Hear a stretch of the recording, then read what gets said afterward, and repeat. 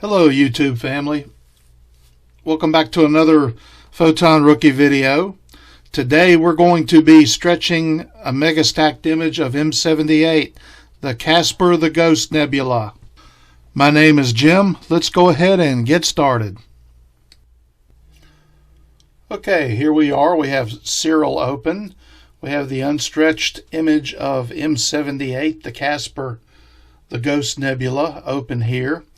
Let's go ahead and take a look at an auto stretch view just to see how much data we're dealing with. So looks like we have a lot of data in this raw image. This is after about 14 hours of observation, about 6,450 10-second subs taken with the Seestar S50.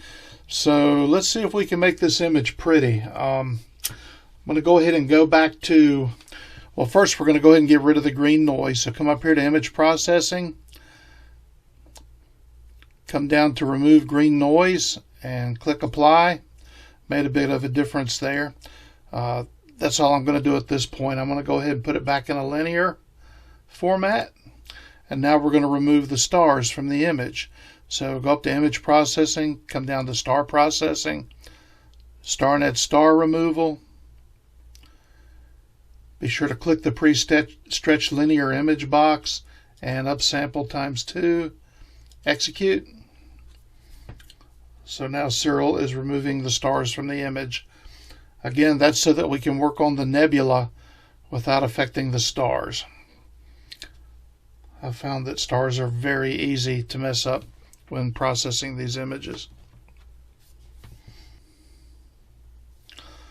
Okay, the stars have been separated from the nebula. You want to save the starless image here of M78. Real quick, we can go ahead and take a look at an auto stretch image of it. And you can see the stars are gone. All we have left is the nebula itself. Now M78 is a reflection nebula, so we did not use the LP filter on the Seestar. Initially, when you start imaging M78, it's a very dim, boring looking object. But if you spend enough time on it, some really interesting things start showing up. As you can see in this raw image, we have a lot of dark nebulosity here, and we have the light emitted by the stars under this little arch-like structure. So this looks like it's going to look pretty good when we get done with it. So let's go back into linear. So what I want to do is I want to save this as a TIFF file. So I'm going to come up here, hit that down arrow. I want to go to supported image files, change this to a TIFF file because we're going to send it to another program that uses the TIFF file format. And as stated in previous videos, I'm going to send this to my TIFF folder that I have on my desktop. This is my Grand Central Station where I put all my TIFF files in here. Put them in, take them out, put them in, take them out as I need them.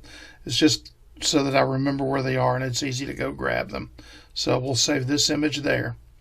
You hit save again. Okay, so that image is now saved in my TIFF folder on the desktop. Now we're going to go up and we're going to open the star mask, which are the stars we removed, and we're going to go ahead and stretch these now. So here is the star mask. These are the stars we removed from the image. We're going to come up to image processing, and we're going to select generalized hyperbolic stretch transformations. And the type of stretch we're going to use will be modified arcsine transform right here. And for the color stretch model, we'll go ahead and use humid weighted luminance. All right, we're going to use this bar right here to stretch the stars out. This is a quick process for me. Almost without exception, always take the star mask up to about 7.5 or thereabouts and leave it. So you can see we brought a lot of the stars back out here. We can go back and work on them later, but I'm going to save this as is right now.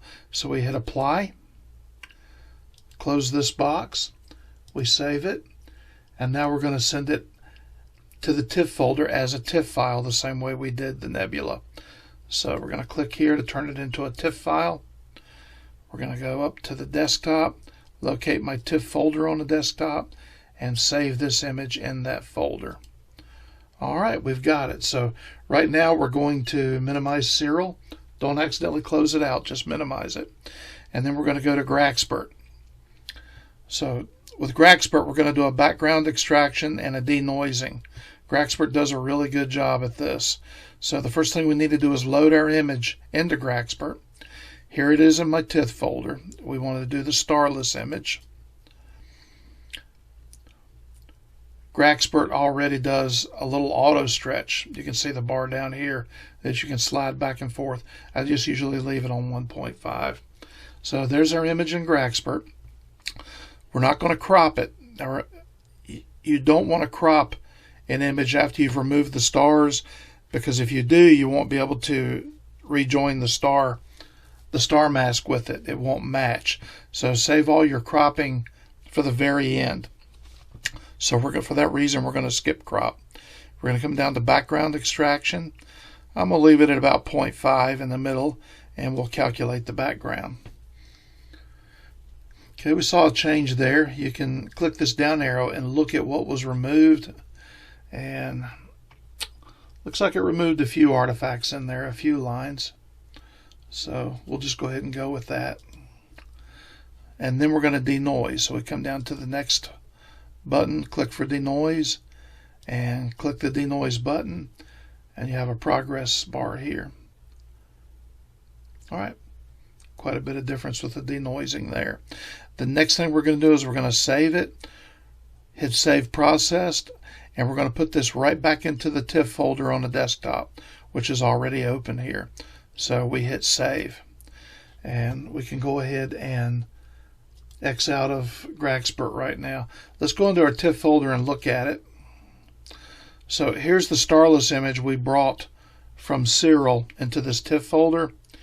Here's the starless image we just ran through Grexpert, and the way you can tell which one is which, the one that went through Grexpert has Grexpert added into the name here right at the end. So we don't really need this starless image anymore. So in the interest of declutter as I go, I'll go ahead and delete it and get rid of it. Okay, next thing we're going to do is we're going to open up GIMP. And we're going to come up here and click File and Open. Go to Desktop and find our TIFF folder with our TIFF files in it. So you just scroll down, and there it is. You open that up. So we want to select this Grexpert starless image. All right, it's open here. The image is black. That's because it's not stretched yet. What we'll do, let's go ahead and send this to Siril so we can stretch it. So the way we do that is we come up to File, we come down to Export As. For the file type, we want to change it back into a fit file for Siril. There it is. And my Siril home work folder is on my D drive. So I select my D drive. I find my work folder, which is here. Click on it, and I hit export. So now this is being sent back to Siril. All right, we can go ahead and X out of GIMP now. We're going to open Siril back up. So let's go ahead and open the starless image we just sent to Siril. So it's going to be right here, the one that has Grexpert on it. And the screen will go white when you initially load it. That's normal, don't worry about it. What we're going to do is we're going to stretch the image. So we're going to go up to image processing. We're going to choose generalized hyperbolic stretch transformations. And instead of using modified arcsine transform like we did for the stars, we're going to use generalized hyperbolic transform. And we're going to leave the color stretch on humid weighted luminance for now. So we're going to use this stretch bar to stretch the image out. Do it a little at a time. Hit apply each time you do it. And you can see the image of the nebula is appearing now.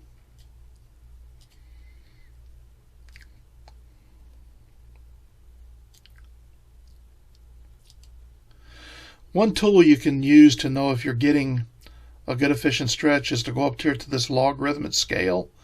Check that.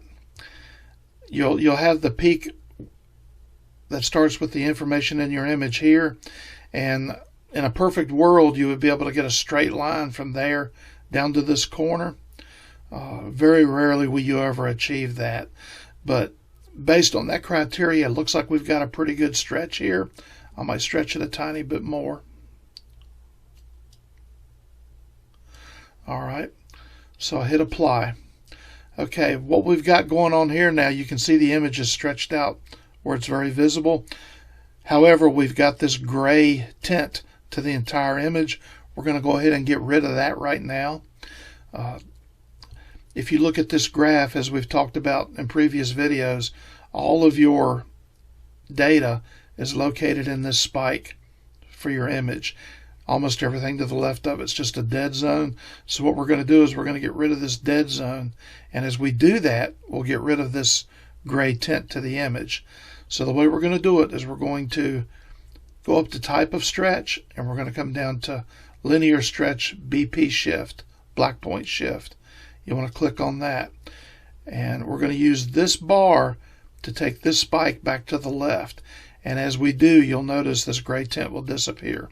Just remember, you don't want to have anything in this clip percentage down here, or you want to keep it as close to 0 as possible. Anytime you have a value here, it means you're clipping into the data in your image. So in a perfect world, we'll keep that at 0 or very close to it. So let's go ahead and stretch this black point, and you'll see the grayness disappear in the image. You'll also see the spike in the image, in the graph there, moving to the left. Okay, we did pretty good there. We got rid of pretty much all the gray. Our image looks much cleaner. If you look down here, we're clipping a tiny bit. I'm not really worried about 0.001%, so we'll leave that as is. So you want to hit apply before you move on. And then we want to go back to generalized hyperbolic transform under the type of stretch. And this time you want to change your color stretch model to even weighted luminance. All right, so let's see if we can stretch it a little more, get a little more detail out of it.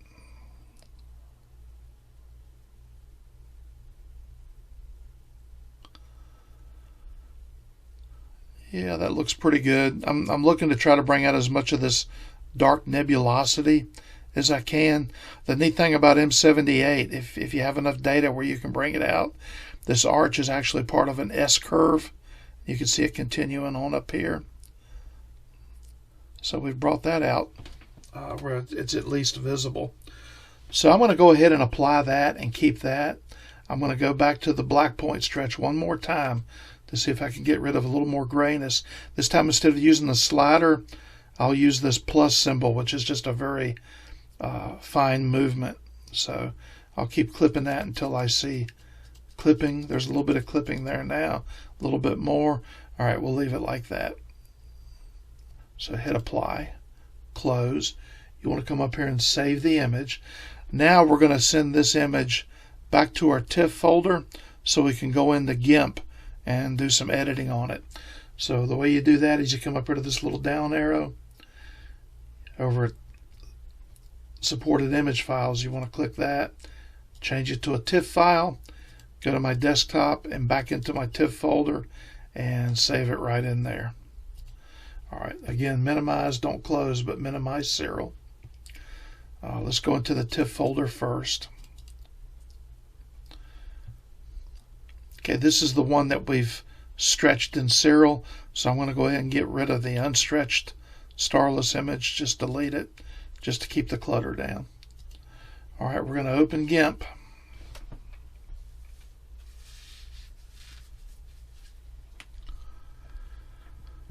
Using GIMP, we're going to go grab the starless image out of our TIFF folder.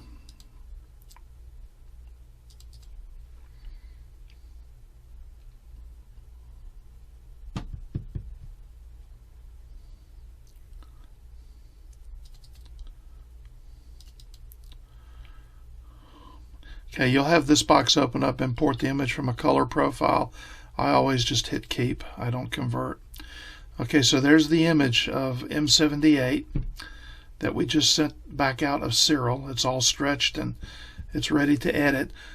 One thing I like to do, as stated previously, is go to View, come down to Zoom, and Fill Window. That fills the entire window up with the image, and you have a better view of what your edits in GIMP are doing to the image if you blow it up like that, so you can look at it closely. Alright, so we're going to go up here to Colors. Click on that. First thing we're going to have is Saturation. So we can choose how much color saturation we want. This box just opened up over here, and we've got a slider scale. If you take this scale all the way to the left, the image goes black and white. If you take it all the way to the right, you can oversaturate it. So let's go back to our middle point where we started, and let's take it up a little bit until we see some interesting color there.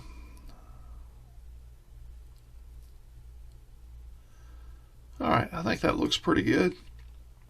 We got this golden yellow peeking out of this dark nebula here.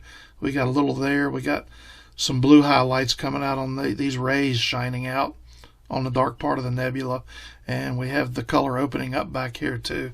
So we'll go with that. It's all personal preference. This might be too much or too little to some people, but I kind of like the way it looks there, so we'll hit OK. The next thing we'll do is we'll go back to Colors again, come down to Exposure. Sometimes exposure helps. I don't use it a lot. You take it to the left and you can underexpose it to the point where it disappears. You take it to the right and you can totally blind yourself. So let's go back to the center, and let's see if exposure will help us any. It seems like increasing the exposure any at all blows that tunnel out, that core. So we're not going to use exposure. I'll just go ahead and cancel that. We'll keep it where it is. All right, let's go back to Colors, come down to Shadows, Highlights, and we just had this box open up here with 3 different sliders, one for shadows, one for highlights, and one for white point adjustment. So the shadows is interesting. By increasing the shadows, you can bring out more or illuminate the detail that's only faintly seen. But as you take this shadow bar up, you can also increase the noise. So we'll see what it does when we take it up a little bit. Yeah, you can see it shows some of the hidden structures that were hard to see before, but we're also adding a whole lot of noise to our image. So let's go back to the center point and see if just a little bit will help us.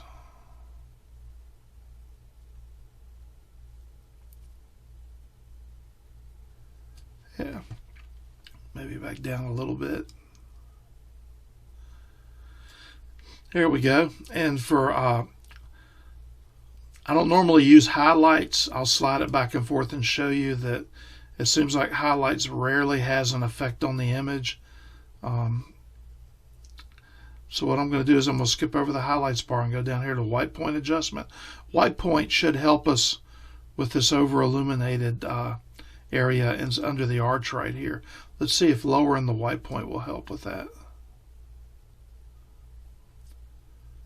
Okay, it does a little bit. If you go the other way, it'll blow it out. So I'm going to lower the white point by about 50% and just leave it right there. Hit OK. We'll come back up to Colors again. The last thing we're going to use under Colors is brightness and contrast. Contrast can help, but you got to be careful with it because it can mess your image up too if you under or overuse it. Just to show you what contrast does, you take it to the left and the screen totally grays out. You take it all the way to the right and it destroys the image there. So let's go back dead center and let's see if we can. Taking up the contrast might help with some of this grainy sky on either side. Let's try it and see if it helps any with it. You want to be careful because you don't want to lose the details in your nebula.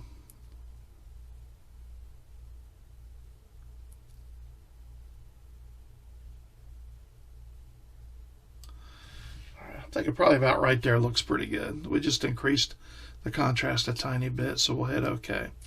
All right, now what we're going to do is we're going to try to sharpen the image and maybe apply a little bit of noise reduction to it. So we're not using colors anymore. Let's come over to Filters. Click Filters. come down to Enhance, come over and come down to Sharpen. Now when I click this Sharpen button, GIMP's going to automatically apply a little bit of sharpening to the image. You may be able to see it. I'll click on it. We'll see if we see a difference. Yeah, it did. So it definitely applied a little bit of sharpening to the image. We've got this box open with the slider bar. You go here to Amount. If you want to see what your image looked like before it applied the sharpness, you take the slider bar all the way down. That's what we started with. And as you increase the slider bar, you increase your sharpness. You could definitely go too far with it. So let's reset it. And I think I might bring it back a little bit. Maybe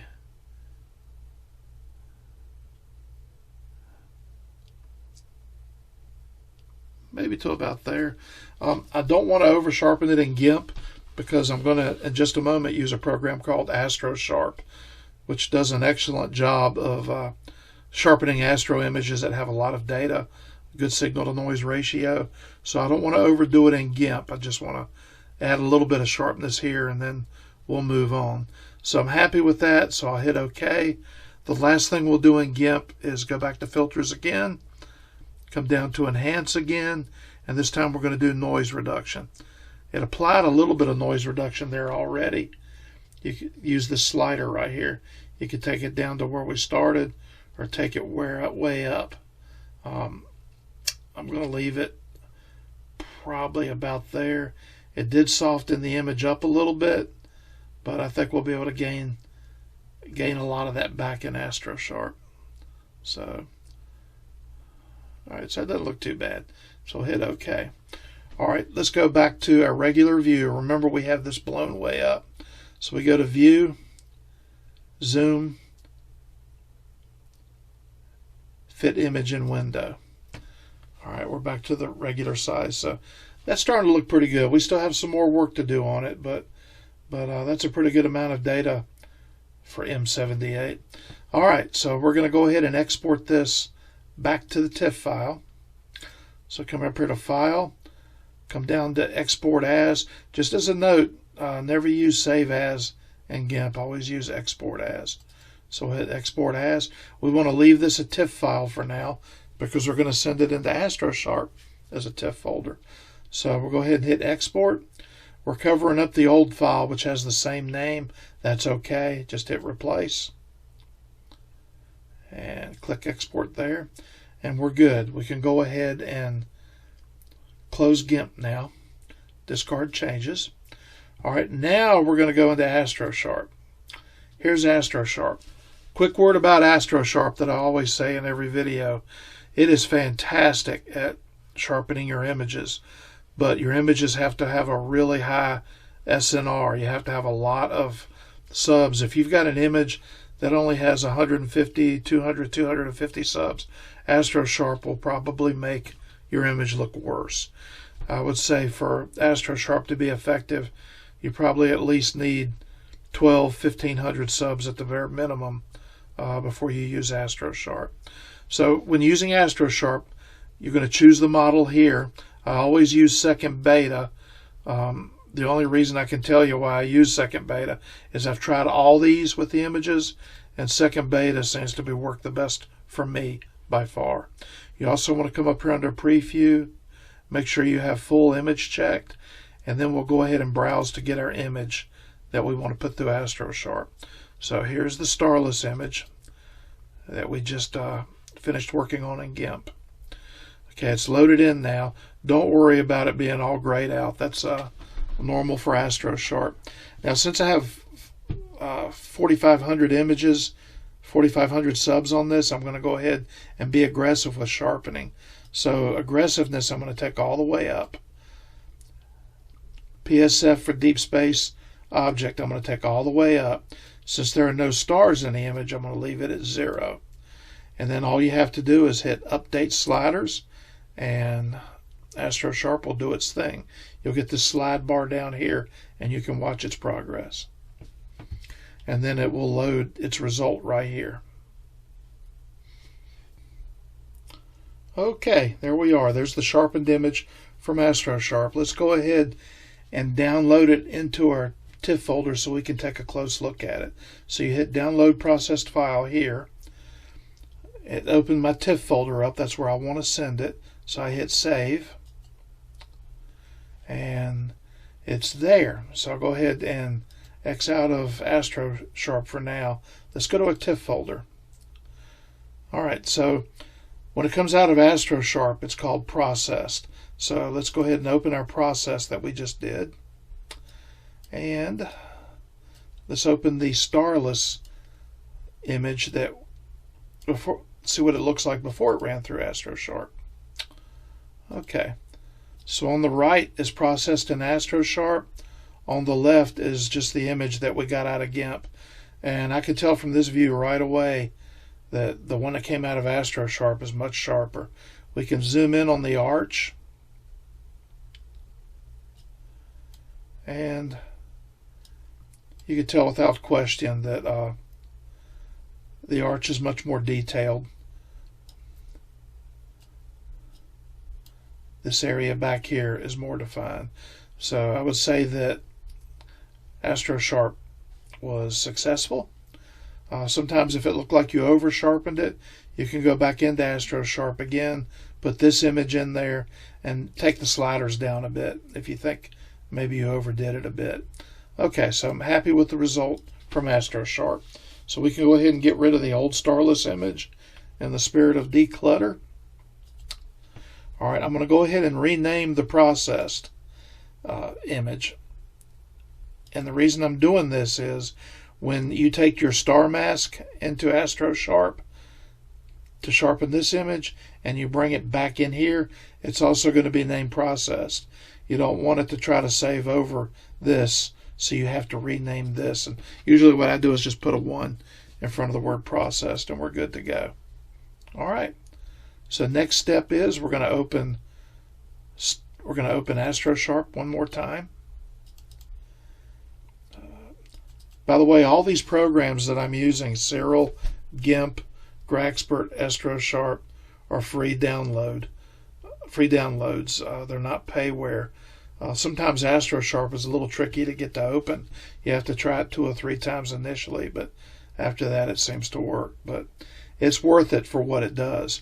Okay, what we're going to do now is we're going to, again, make sure we have second beta checked under the model. Make sure we have full image checked under preview. And now we're going to browse and download the star mask right here.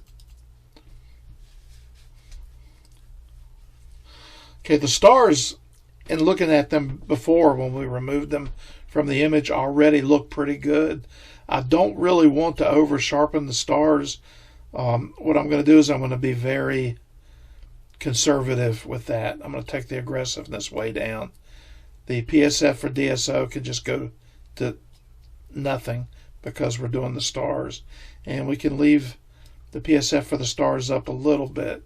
I found that stars are so easy to mess up, to get halo artifacts or make them look like donuts, or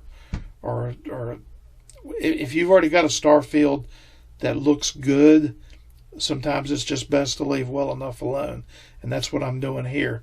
The only reason I'm running the star field through AstroSharp is because if you run your Nebula, your starless image, through AstroSharp, you have to run your star mask through AstroSharp. If you don't, then you will not be able to join them back together in Siril. So we'll go ahead and hit update sliders and let AstroSharp do its thing with the stars. Okay, the stars are done. There's our result.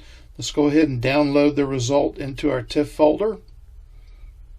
Save it. We can go ahead and close AstroSharp. And we can go back to our TIFF folder. And we'll look at it, anyway. Let's look at our processed stars that we just sent through AstroSharp. And let's look at the star mask, which is what they looked like before it went through AstroSharp. So on the left is processed, on the right is before we processed it.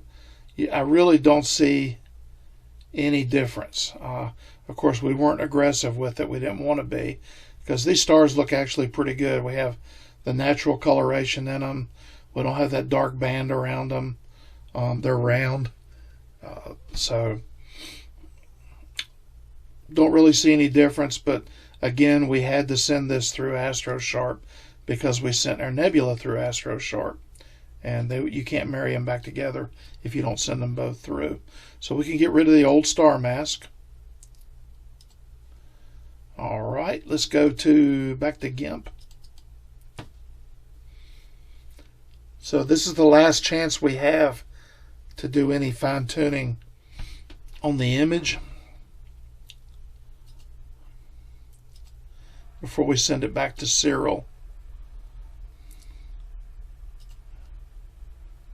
to put the stars and the image back together. So let's go to desktop.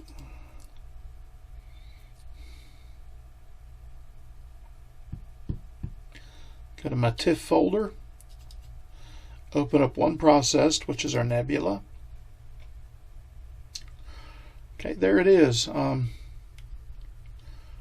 you, that looks pretty good. I don't know if I want to do anything with it, but let's go ahead and zoom in on it again.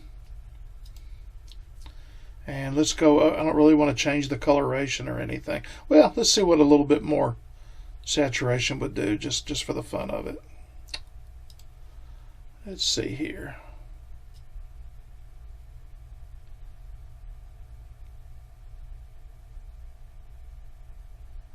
Yeah, a little bit aggressive on the color. I don't want to take it too far.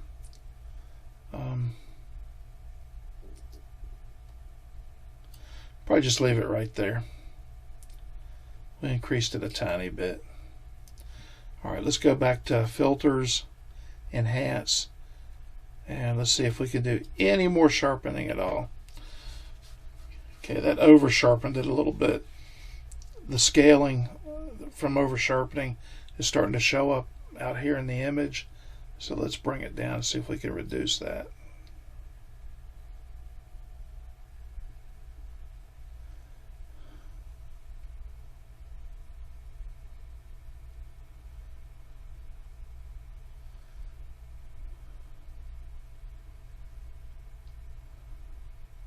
All right, say that's good enough. I didn't really add any to it, so I'm just going to cancel it. We'll keep it the way it is. Okay, let's take our view back down to normal. Fit image in window. That really doesn't look bad. We have a little bit of field rotation noise down here that we can take out at the end. It's not a big deal. But that looks pretty good for M78, which is generally a very dim object. You can see a lot of the dark nebula down here. You can still see this S formation right here. Yeah, let's go ahead and keep that. So let's send this image back to Siril. So what we're going to do is we're going to hit File. We're going to do Export As. Remember, you have to go back down here and change it into a fit file. And we're going to send it back to the Siril work folder, which is on my D drive. You could put it anywhere you want. That's just where I put mine. And this is what I named it right here. And export. Alright, that's back in Siril now. So I'm going to close GIMP. Discard changes. And I'm going to reopen GIMP. And we're going to grab the star mask and do the same thing. We're going to turn it into a fit file, send it back to Siril. So hit File, Open. Come down to Desktop.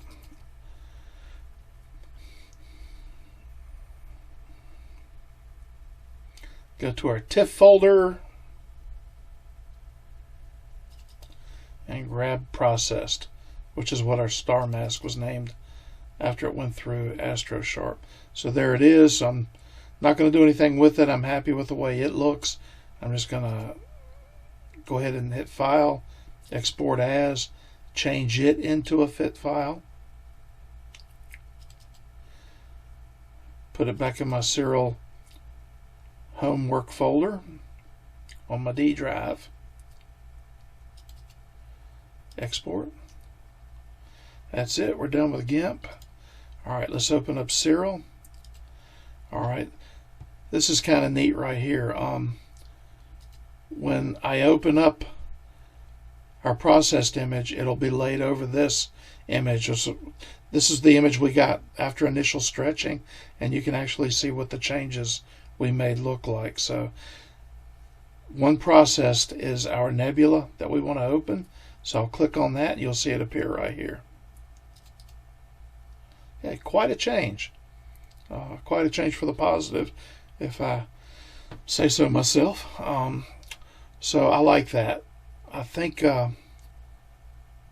there's some tools we can use in Siril to tweak and change it, but I kind of like the way that looks, so I'm not going to mess with it. The next thing we're going to do, let's save that. We're going to put the stars back in, and then we may do a little cropping, because you see this noise up here and this noise in the corner.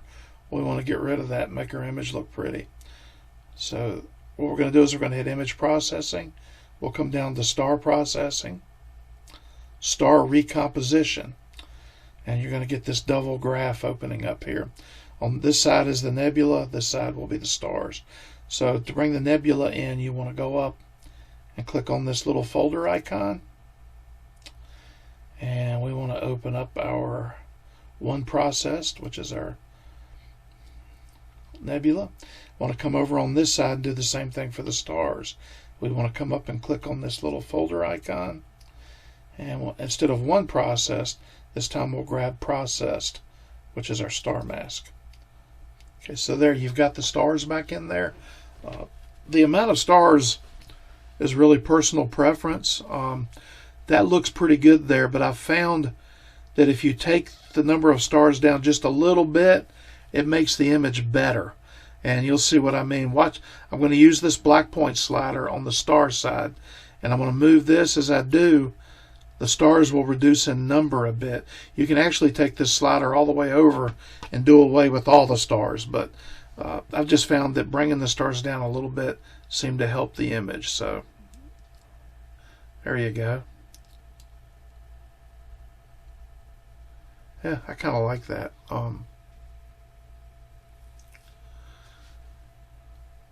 It looks pretty good. So again, we have a lot of dark nebula visible here and up here and back here. We got that S character. You can see the tip of it right there. Barely see it there, and then it swings around and all the way back down through here. So that does not look bad at all. So the stars I'm happy with, so I'll hit apply. We can play around with the nebula a little bit on this side. You can actually do a little more stretching on it.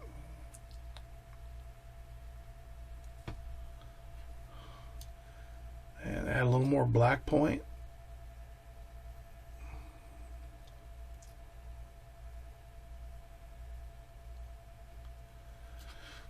I mean, it's all personal preference. You can, in astrophotography, you can process the same image with the same data 1,000 times and come out with a different result every time. But that, yeah, that's part of the fun of it. Just never know what you're going to get. So let me put everything back where it was, because I think I kind of like what we did there. Let's take stretching up a little more. Take it back. The good thing about this is you're not affecting the stars in the background. You're just affecting the nebula. Let's take the black point up a little bit.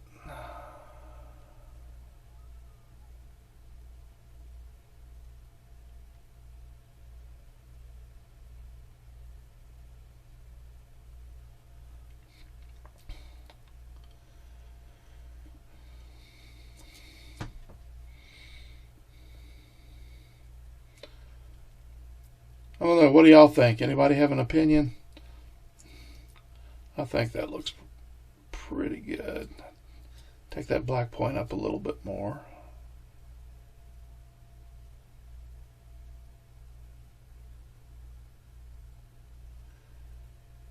Yeah, I think I'm happy with that. So we'll hit apply. So at this point you can close this, and let's go ahead and get rid of that noise around the edges. So I come up to image processing, image processing, come down to geometry, and you want to click on rotate and crop. And you just want to drag these red lines in enough just so they crop out that noise.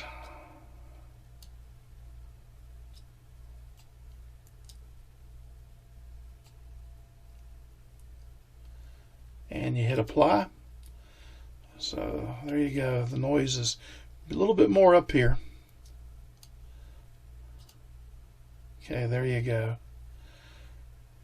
Okay, the neat thing, and you hit apply, close, and say, well, the neat thing about this image is, like most images, the Seestar takes these images in portrait mode. I prefer landscape. Some images look better in portrait mode, but I think this one will look better in landscape. Let's move it and see what we have. Yeah, I kind of like that.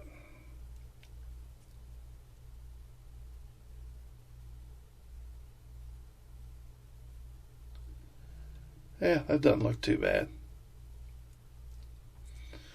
All right, I reckon we're done. So this is M78 with about 4,500 subs, about 14 hours of observation. When you first start imaging this nebula, it's a reflection nebula, and it takes a while to really see anything forming on your screen. It's just, you just have to be very patient with it, and after a period of time, all this dark nebulosity will start showing up. So I guess that's it for this video. If you found these videos enjoyable, or if you get anything out of them, please like and subscribe. I think I'm up to almost 600 subscribers now, and trying to get to 1,000. So if you get something out of this, help me out and subscribe. We'll see you at the next video. Thank you.